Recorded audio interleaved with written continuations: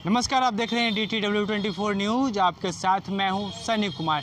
Corona काल के दौरान सभी सरकारी और निजी संस्थाओं को बंद कर दिया गया था, लेकिन अब स्थिति सामान्य हो गई। कोरोना काल अब कहीं ना कहीं खत्म होता हुआ दिख रहा है।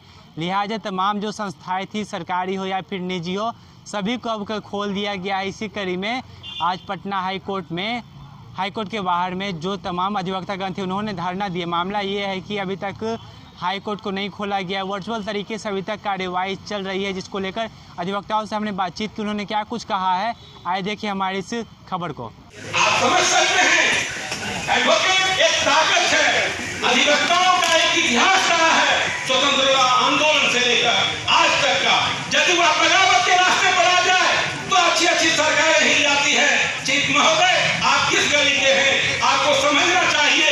जनहित में आप पर उत्तरदायित्व है, संवैधानिक उत्तरदायित्व है न्यायपालिका को चलाना, और आपको न्यायपालिका जनता के हित में, हम लोगों के हित में, अधिवक्ताओं के हित में, न्याय के हित में आपको खड़ा होकर के हर हाल में चलाना चाहिए। सर, क्या कुछ मामला पे क्यों आज आप धरना दिया? आज हम बिहार अधिवक्ता संघर्ष मोर्चा के बैनर के तले महाधरना दे रहे हैं। स्थिति ये है कि बिहार ही नहीं, पूरे देश की न्यायपालिका पिछले मार्च महीने से लगभग बंद पड़ा हुआ है।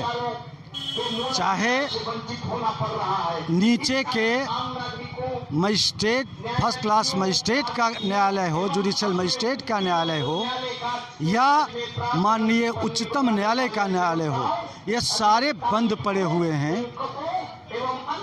लॉकडाउन किया गया 25 मार्च को, लेकिन उससे पहले ही 16-17 मार्च से ही न्यायालय का काम लगभग बंद हो गया और नीचे के न्यायालय का भी काम बंद हो गया।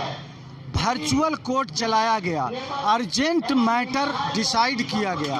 अर्जेंट मैटर में सिविल के बाद और क्रिमिनल के बाद तो हैं, लेकिन अर्जेंट मैटर में सिविल के बाद लगभग ख़त्म है। वो कहीं सुनवाई पूरे बिहार में नहीं हो रही। मेन मुद्दा क्या है? हाँ, मेन मुद्दा है वो, मैं आप उस पर आ रहा हूँ।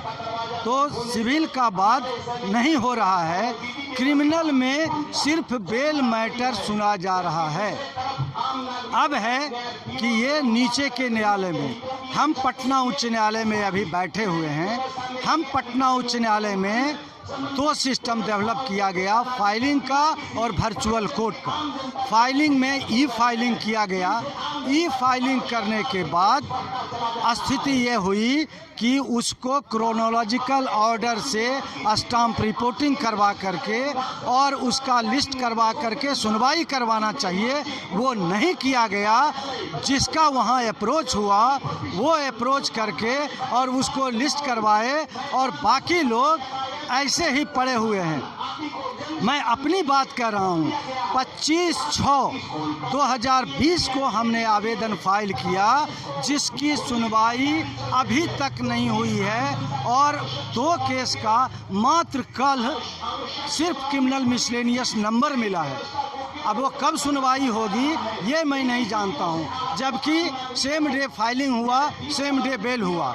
बहुत सारे लोगों का बेल हो रहा है, लेकिन जो अप्रोच नहीं कर पाते हैं उनका बेल नहीं हो पाता है। ये स्थिति है। तो इन सब स्थिति को देखते हुए और बिहार में जो अराजक स्थिति उत्पन्न हो गई है, अधिवक्ताओं की हत्या हो रही है, आम लोगों की हत्या हो रही है, ये अराजक स्थिति, किसी का ज़मीन कब्जा किया जा रहा है, ये जो न्यायालय का शरण लेकर के कुछ कर पाते वो नहीं कर पा रहे हैं, ये विपरीत दशा है। तो हम लोगों ने 8 सूत्री मांग माननीय मुख्य न्यायाधीश उच्चतम न्यायालय, माननीय मुख्य न्यायाधीश पटना उच्च न्यायालय को दिया, यह कहते हुए कि फिजिकल कोर्ट खोलवाया जाए, यह कहते हुए कि मैनुअल फाइलिंग करवाया जाए, लोग सीधे फाइल करें, ये व्यवस्था करें। चूँकि आज की परिस्थिति में पूरा देश लगभग खुल चुका है। उत्तर प्रदेश लॉकडाउन ख़त्म कर दिया, भारत में भी अनलॉकडाउन 4-5 चल रहा है और सरकारी कार्यालय खुल गए, बाजार खुल गया, उद्योग खुल गया, सारे संस्थान चल रहे हैं और न्यायालय बंद क्यों? एक सवाल खड़ा होता है। तो मेरा आग्रह है कि ये न्यायालय को खुलवाया जाए। अधिवक्ताओं के लिए एडवोकेट प्रोटेक्शन एक्ट जितना जल्दी हो भारत सरकार और बिहार सरकार लाए, ताकि अपराधियों का काम हम करते हैं इसको सुरक्षा प्रदान किया जा सके। इसके साथ साथ जो यहाँ स्टाम्प रिपोर्टिंग में गड़बड़ी है, वो जो गड़बड़ी करने वाले हैं उसको दंडित किया जाए। क्रोनोलॉजिकल ऑर्डर में स्टाम्प रिपोर्टिंग करवाया जाए, क्रोनोलॉजिकल ऑर्डर में हियरिंग हो, ये हमारा डिमांड है। कल परसों हरिंदर सिंह की हत्या हुई, बीच रोड पर उसकी हत्या कर दी गई और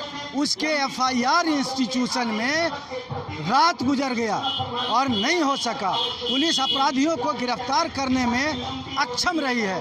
हम मांग करते हैं उनके प्रति संवेदना व्यक्त करते हुए कि अपराधियों को जल्द से जल्द गिरफ्तार किया जाए। इसके साथ साथ उनके परिवार को क्षति के तौर पर 50 लाख का मुआवजा दिया जाए। जिन अधिवक्ताओं की हत्या होती है उनको मुआवजा दिया जाए और उनके परिवार के एक सदस्य को सरकारी नौकरी दी जाए, ये हम मांग करते हैं। देखिए, पिछले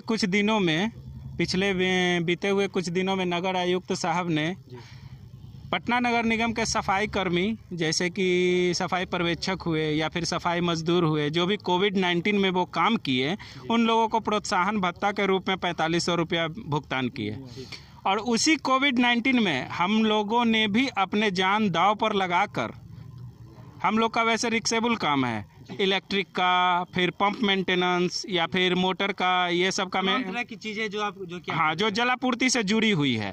तो उस जलापूर्ति को देखते हुए, जलापूर्ति तो एक अहम हिस्सा है पटना का, और अगर जलापूर्ति ही करने वाले को ही आप प्रोत्साहित नहीं कर रहे हो तो फिर ये तो आप पक्षपात कर रहे हो कि नगर निगम में दिए सफाई पर्यवेक्षक और सफाई कर्मचारी को और न जलापूर्ति के कर्मचारी को कुछ नहीं दिए। हालांकि नगर निगम कर्मचारी को क्या हम लोग इंसान नहीं है? हम लोग को कोविड-19 का खतरा नहीं है?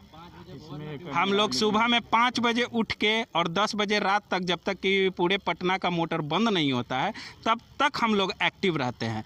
उसके बावजूद भी जलापूर्ति अंचल के कार्यालय में बहुत से रिक्त पद खाली हैं, बहुत से रिक्त पद खाली है, जिस पर प्रभारी बनाकर सभी कर्मियों को, कुछ उसमें दैनिक भी हैं, कुछ उसमें परमानेंट भी हैं, उनसे कार्य लिया जा रहा है। कार्य तो आप ले रहे हैं, कार्य तो आप क्या बोलूँ, एकदम तानाशाह के तरह ले रहे हैं, और पेमेंट आप दे रहे हैं उसको 4th ग्रेड का, या फिर दैनिक कर्मी का जो वेतन दे रहे हैं वो दे रहे हैं। तो जिस पद पर लोग प्रभार के रूप में काम कर रहे हैं उसको उसका उचित मजदूरी मिलना चाहिए या नहीं मिलना चाहिए। बस सरकार से यही है कि पक्षपात न करे। जैसे कोविड-19 में स्वास्थ्य विभाग के लोगों ने काम किया, पुलिस विभाग के लोगों ने काम किया, हम लोगों ने भी अपने जान को दांव पर लगाकर 24 घंटा का काम करते रहा। और इसके बावजूद भी नगर आयुक्त साहब का हो, चाहे फिर और भी जो पदाधिकारीगण हैं, सभी लोग जलापूर्ति अंचल के तरफ जरा सा भी ध्यान नहीं है, ना इसका मेंटेनेंस का, ना किसी अपने कर्मचारी का स्किल डेवलपमेंट का। पूरी नहीं होती तो क्या करेंगे? ये हम लोग आज से हड़ताल पर आ गए हैं, और अगर मांग पूरी नहीं होती है तो इसके लिए हम लोग एकदम पीछे हटने वाले नहीं हैं। मेरा नाम मंजू शर्मा है, मैं एडवोकेट हूँ, यहाँ पर हाई कोर्ट में प्रैक्टिस करती हूँ।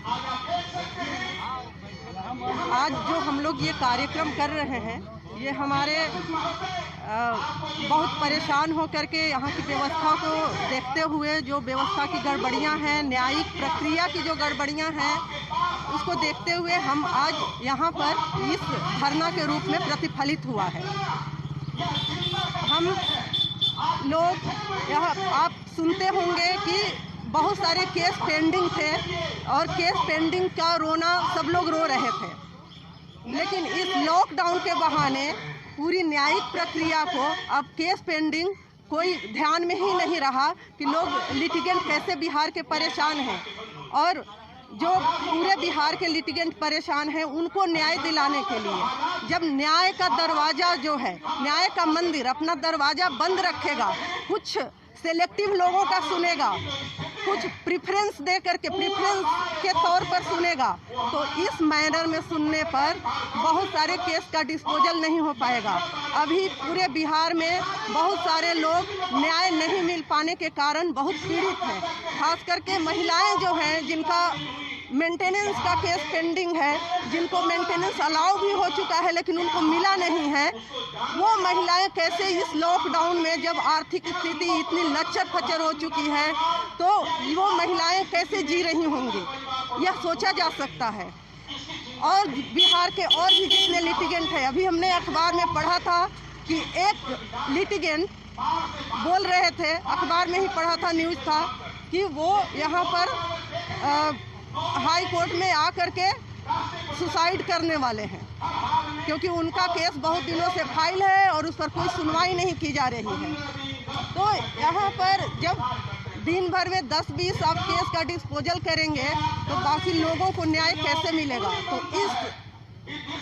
तो लेकिन इसी बीच एक और जो चीज़ देखने के लिए सामने आई है कि कुछ लोगों के हाथों में पूरी न्यायिक प्रक्रिया को केंद्रित करने की कोशिश की जा रही है, तो और हम यह नहीं होने देंगे। इसी चीज़ के खिलाफ आज हम यहाँ पर इकट्ठा हुए हैं और ये सिर्फ अधिवक्ताओं का हित की बात नहीं है, ये बिहार के लिटिगेंट के हित की बात है, बिहार की जनता के हित की बात है। तो आपने देखा जो तमाम अधिवक्तागण ने साफ तौर पर कह रहे हैं कि जब सब कुछ खुल गया है तो हाई कोर्ट क्यों नहीं खुला है।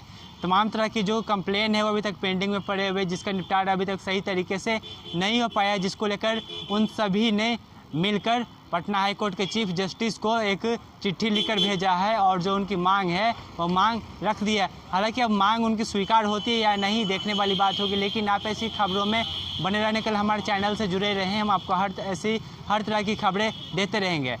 फिलहाल के लिए धन्यवाद।